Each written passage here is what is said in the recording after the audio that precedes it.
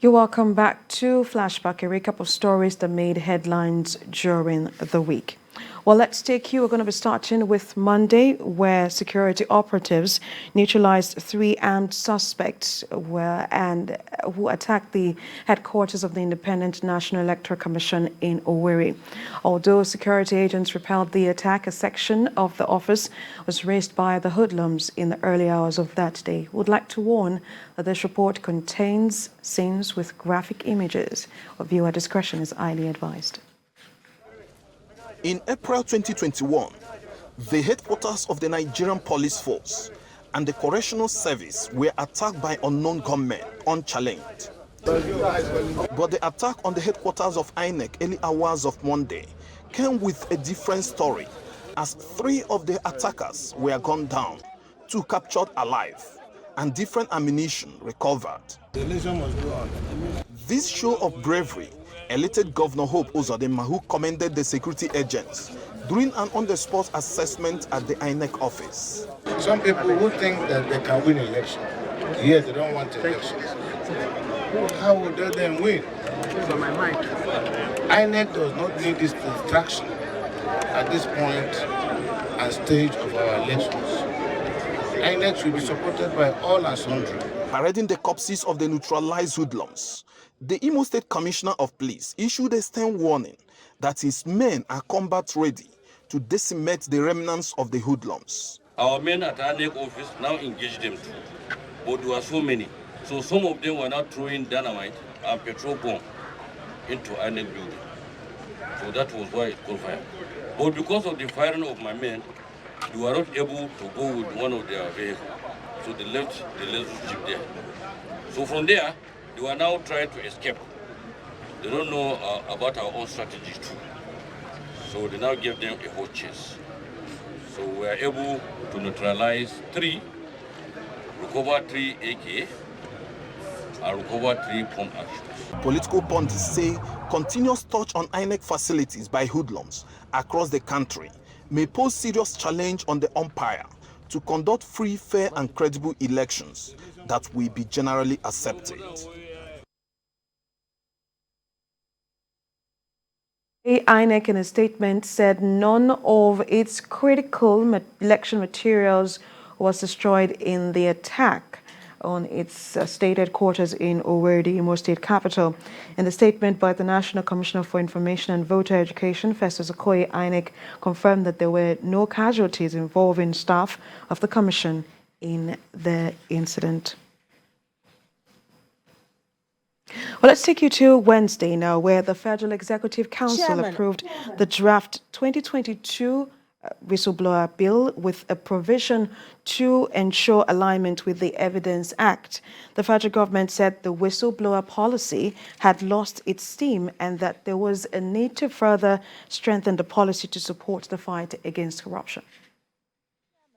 Committee on Banking, Insurance and Other Financial Institutions, Senator Ubasani, has come to plenary to present his committee's findings on the central bank's new withdrawal policy.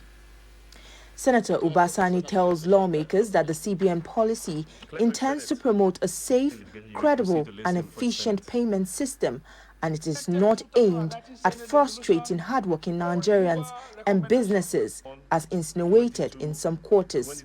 The central bank latest action on Naira redesign and nationwide implementation of cashless policy are intended to further sustain this achievement in the quest to foster a safe, credible and efficient payment system that is the pride of all Nigerians and the envy of the world.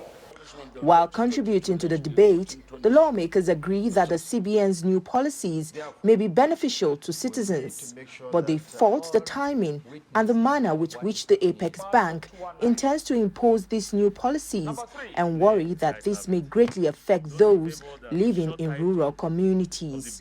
I'm not oblivious of the fact that the committee had made recommendation on adjustment, but this is not enough. In the report, there is a clause that says massive consultation will be held between now and the 9th of January. Mr. President, that's only 2 weeks. And there is this festive period in between. How can you have a massive consultation in those 2 weeks? The timing is wrong. My fear is that the fixation on cash is really, having a negative impact on the rural economy.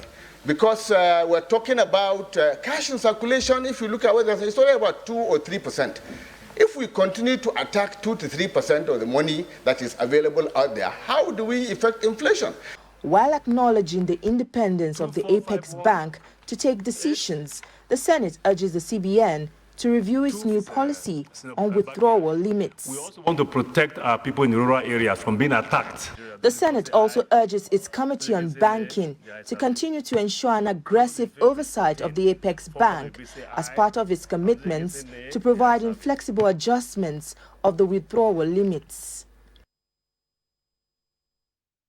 Flashback now to Thursday in Asaba, the Delta State capital, where the second Niger Bridge was opened temporarily to vehicular movement for eastern-bound travelers. This was done to ease the usual congestion of traffic at this festive period. Though there was a 10-hour delay due to some adjustments on the bypass leading to a bridge, travelers who plied the route expressed joy for the long-awaited opening of the second Niger Bridge.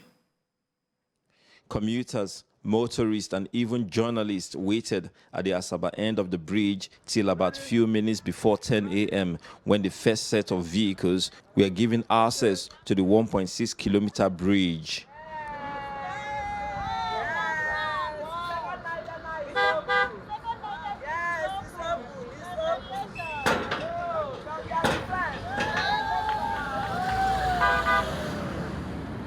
Sunday, traveling to Owerri, is the first person to drive through the second Niger Bridge. I feel so happy, at least to reduce the hold-up. We stayed over 1 hour at the other bridge, over 1 hour. For me, it's a thing of joy, today it's a reality, though it's not 100% completed. So far, what we're seeing is impressive. And we commend the present administration, and we hope they complete it before, based on the time frame they have given. This opening is a temporary measure to ease traffic on the old Niger Bridge, as some restrictions are already in place at the bypass road used for accessing the new bridge, which now allows eastern-bound travelers to go through to cities in Imo, Rivers, Abia, Akwa Ibom, and Cross River states. As you can see now, we are enjoying the road, but we are begging Owerri to complete the second one, the third one. Yeah, I hear that this is first one, second one, so we have let them complete the third one and the fourth one. That's what we are begging.